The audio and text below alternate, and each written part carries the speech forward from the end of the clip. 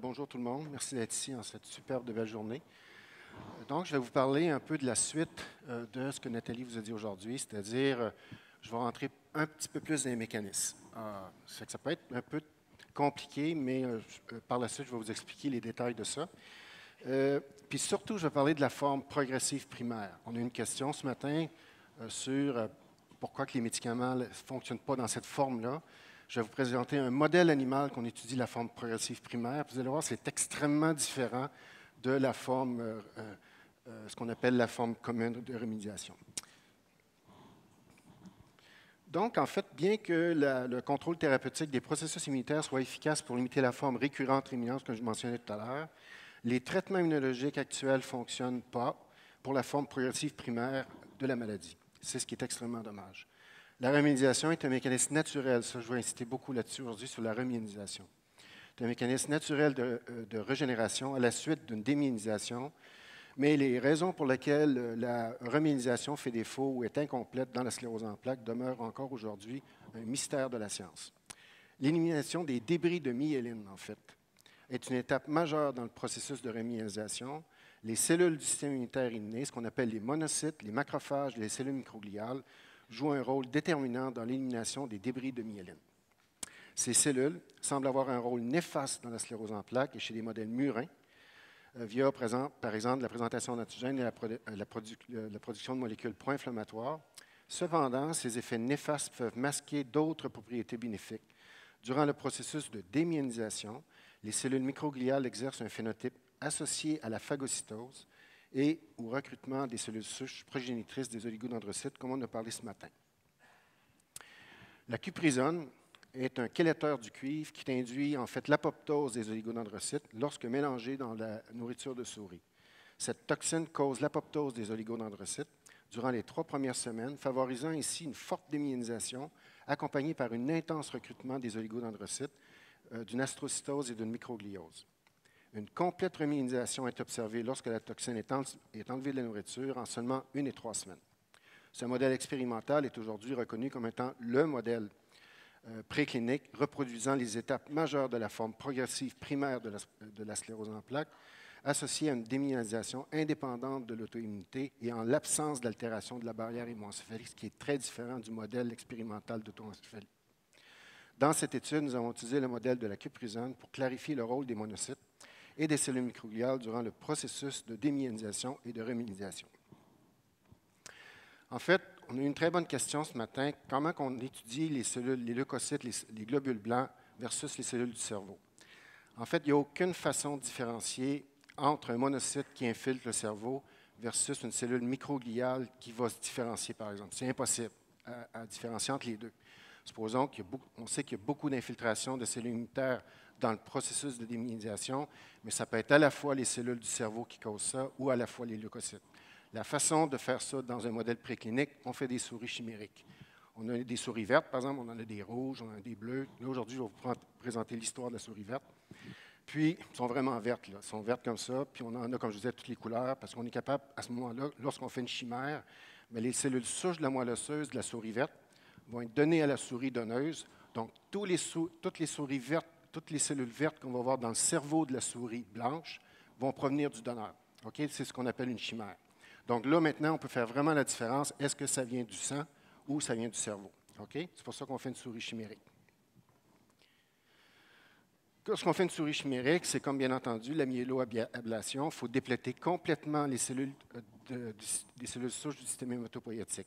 Donc, on a 2 façons de le faire. Soit on fait l'irradiation ou on fait la chimiothérapie, comme on fait chez les patients, mais un ou l'autre fonctionne. On peut faire soit la chimiothérapie chez les souris ou l'irradiation. On déplète complètement le système immunitaire de la souris et on lui redonne les cellules vertes par la suite. Okay? Par la suite, on met la souris chimérique. Après plusieurs semaines, on met dans la diète une toxine qu'on appelle la cuprisone. Okay? Une fois qu'on l'a mis dans la diète, la beauté de ça, après quelques semaines, les neurones, en fait, qui se trouvent dans le corps galleux et un peu partout dans la matière blanche, commencent à démyéliser de façon naturelle, comme la forme progressive primaire. Okay? Donc, ça démyéline très, très sévèrement. Puis par la suite, lorsqu'on enlève la cuprisone de la nourriture, les neurones qui ont démyélisé remyélisent naturellement. OK, la souris revient 100% normale.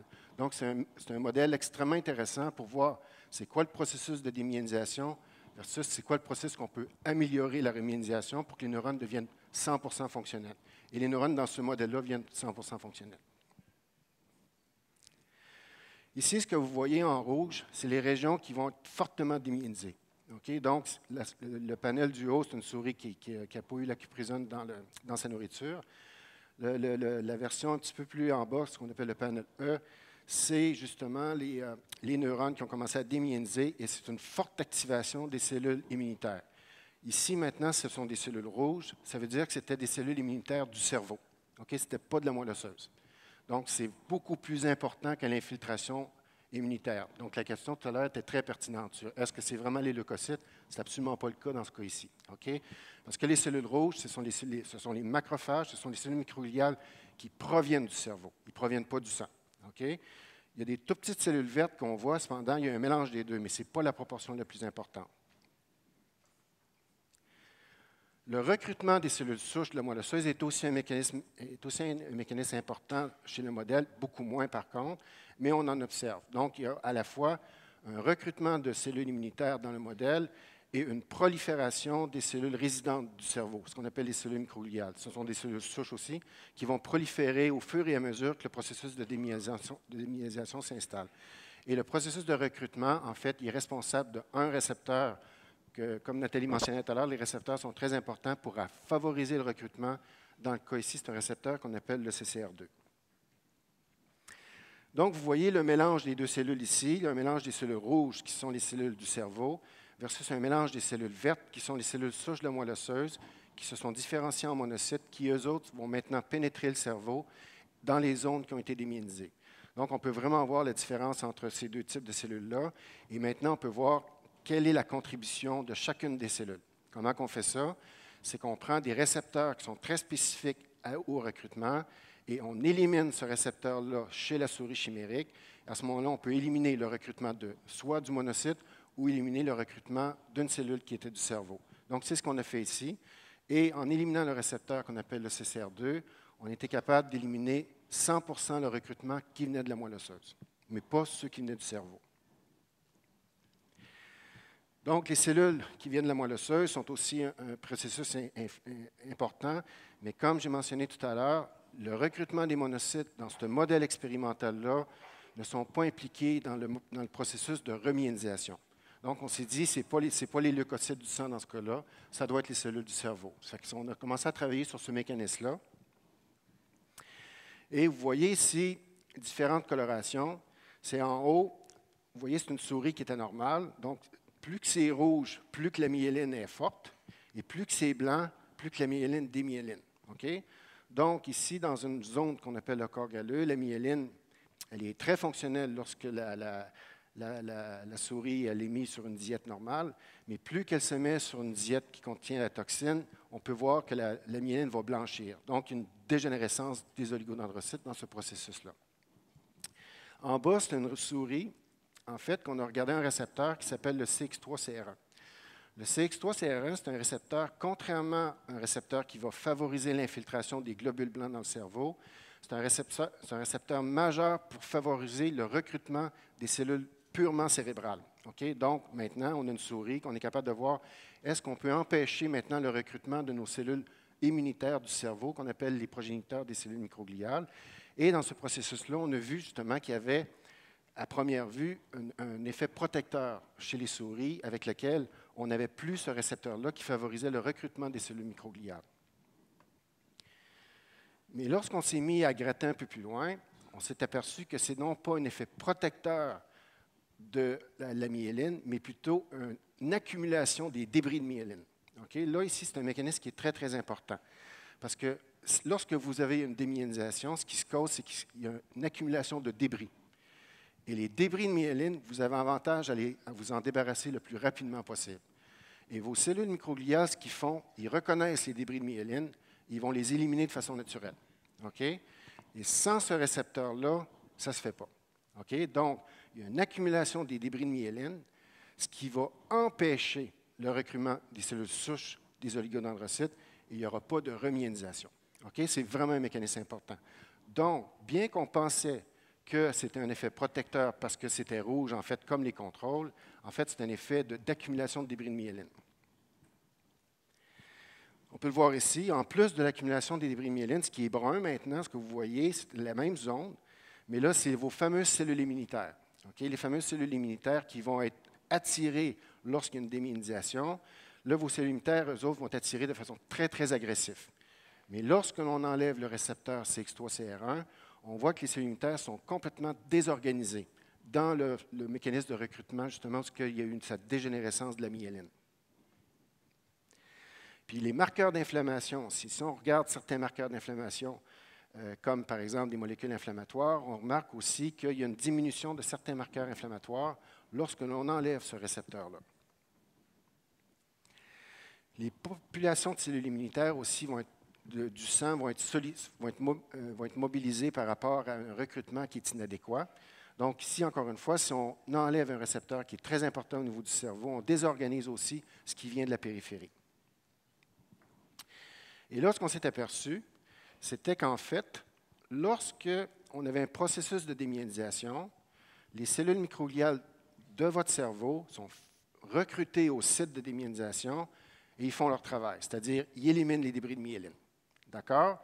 En éliminant les débris de myéline, il y a un recrutement de cellules souches du cerveau de l'oligodendrocyte et remyélisation s'installe. Okay? La souris revient complètement normale.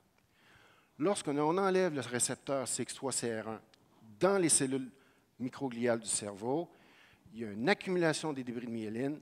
La cellule microgliale, elle ne sait pas quoi faire, puis là, il n'y a pas de remyélisation. Okay? Donc, vos cellules immunitaires, dans un cas comme ça, il y a un rôle extrêmement neuroprotecteur.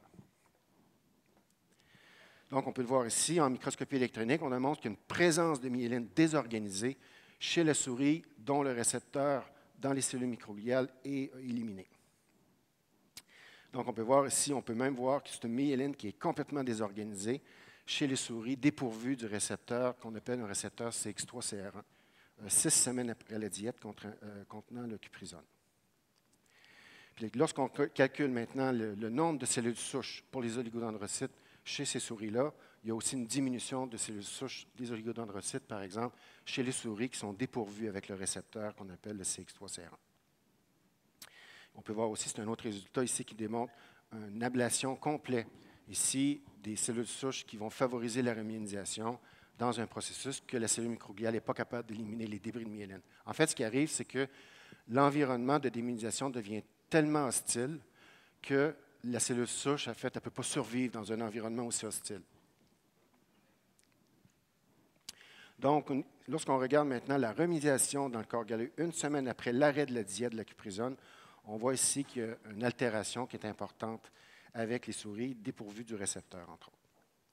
Puis il y a une persistance, en fait, d'une myéline qui est défectueuse chez ces souris-là. Donc, il y a vraiment un rôle qui est très, très important ici dans l'élimination des débris de myéline par la cellule résidente qu'on appelle la cellule microgliale. Je vais faire un parallèle avec un autre modèle. Okay? C'est un modèle de souris qui va développer l'Alzheimer. Vous allez voir, maintenant, je vais vous montrer des vidéos avec lesquelles on rentre dans la tête de la souris. Okay? Puis la souris est vivante. Okay? C'est avec un laser, on rentre dans la tête de la souris est endormie. Puis je vais vous montrer comment on peut visualiser maintenant des cellules immunitaires dans un processus de neurodégénérescence, mais dans un autre modèle. Donc, c'est vraiment ce qu'on appelle une série d'images en temps réel avec laquelle la souris ne s'en rend pas compte, bien entendu. On fait juste faire une fenêtre sur la tête, puis en fait, on peut rentrer puis voir comment ça se passe, le processus. Donc, ici, vous avez des vaisseaux sanguins. Les petites cellules vertes, ce sont des monocytes. Puis les cellules vertes qui sont un peu l'allure de pieuvre, c'est ça les fameuses cellules immunitaires du cerveau. Okay? Donc, vous avez les microglies comme les pieuvres. Vous avez les cellules vertes ici, que ce sont les fameux monocytes que je vous ai montrés tout à l'heure. Et là, vous êtes dans la tête de la souris qui développe une neuropathologie. Okay? Les cellules vertes ici qui circulent dans le sang, eux autres, ce qu'ils vont faire comme travail, c'est qu'ils reconnaissent les taches roses. Okay? Les taches roses dans ce processus-là, c'est l'amyloïde. L'amyloïde, dans la maladie d'Alzheimer, cause la dégénérescence. Fait que dans un processus où est-ce qu'on est capable de voir justement le recrutement de cellules immunitaires dans un processus de dégénérescence, dans le cas de cette maladie-là, ici, il y a un rôle extrêmement important d'une cellule immunitaire qui est capable justement de reconnaître. Donc, je vous ai montré dans le modèle, par exemple, qu'est-ce qui est important de cuprizone chez la souris qui réplique le modèle primaire progressif de la sclérose en plaques, où est-ce que les monocytes n'avaient pas nécessairement un rôle.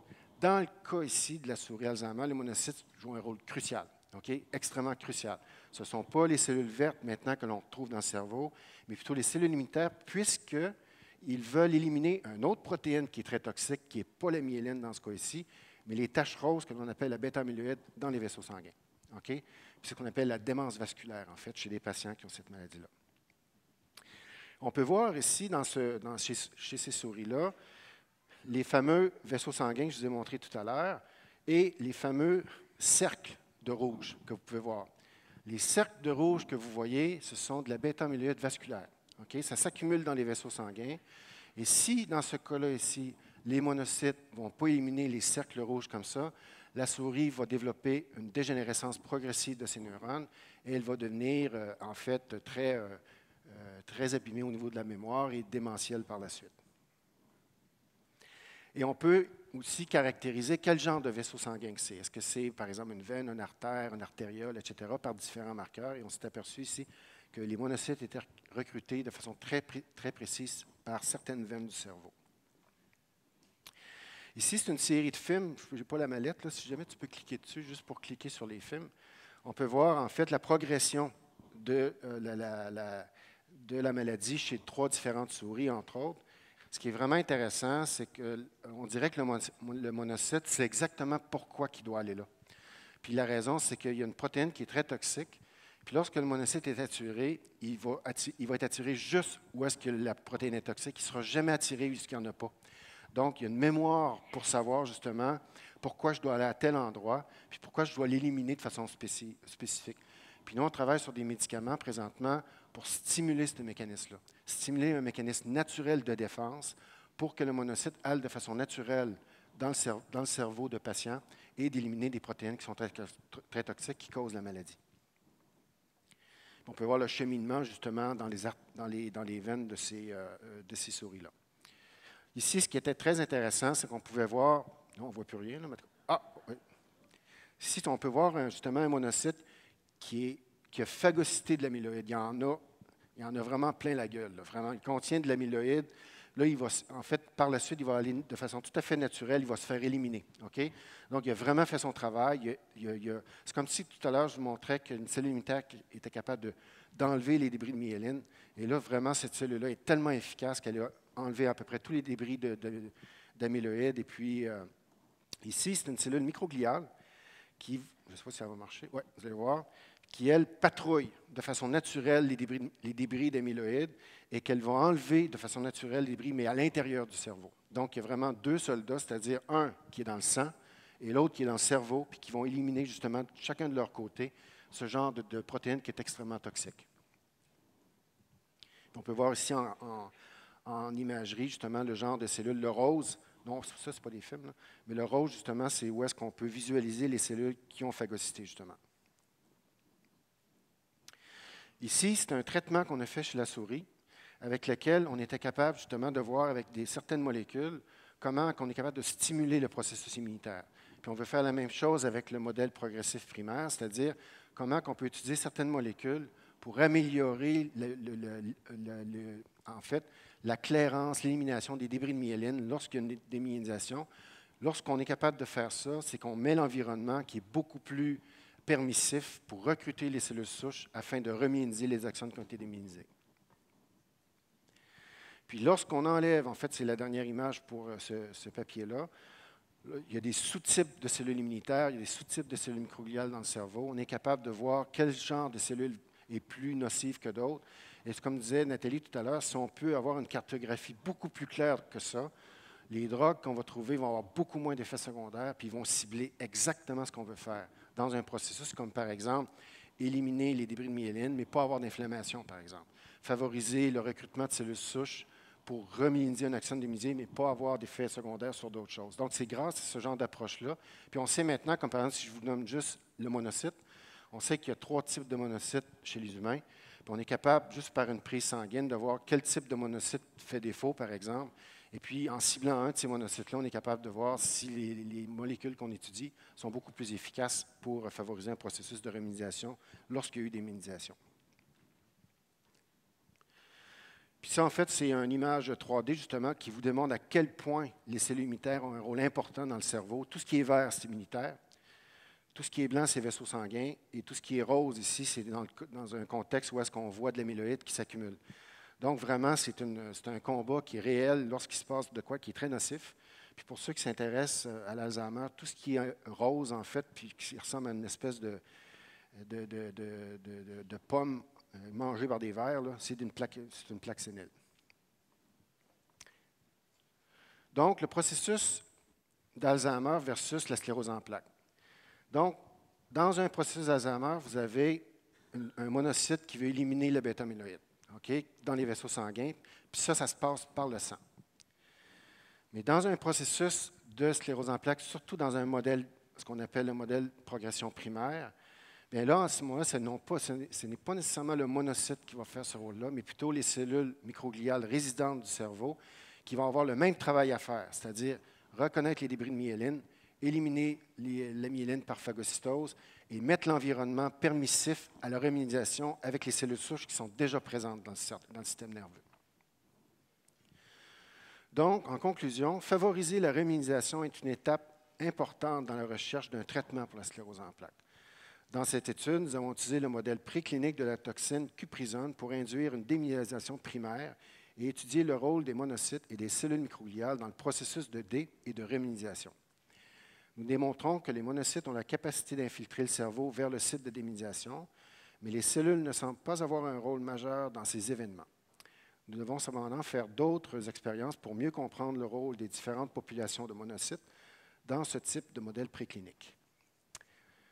Ça, c'est le résultat le plus important, parce que ce n'est pas encore publié, c'est que la délétion du gène CX3CR1 altère profondément la phagocytose de la myéline par les cellules microgliales, menant ainsi à la présence de débris de myéline dans la matière blanche du cerveau.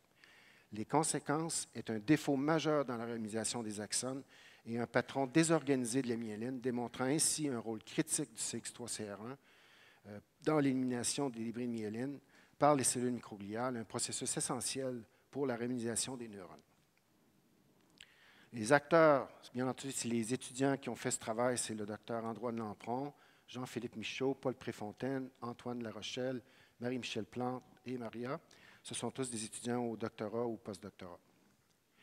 Et bien entendu, les travaux sont supportés par la Société de sclérose en plaques, les instituts de recherche en santé, les chaires de recherche aussi. Et on a un groupe canadien, pan-canadien, qui s'intéresse au processus de progression primaire avec le docteur Peter Stice et Wei Young à Calgary, avec lequel on travaille sur différents aspects de comment on peut non seulement favoriser l'environnement pour la remyélisation et la suite de la démyélisation, mais trouver des nouveaux traitements qui aident à remyéliser de façon beaucoup plus efficace. Je vous remercie beaucoup.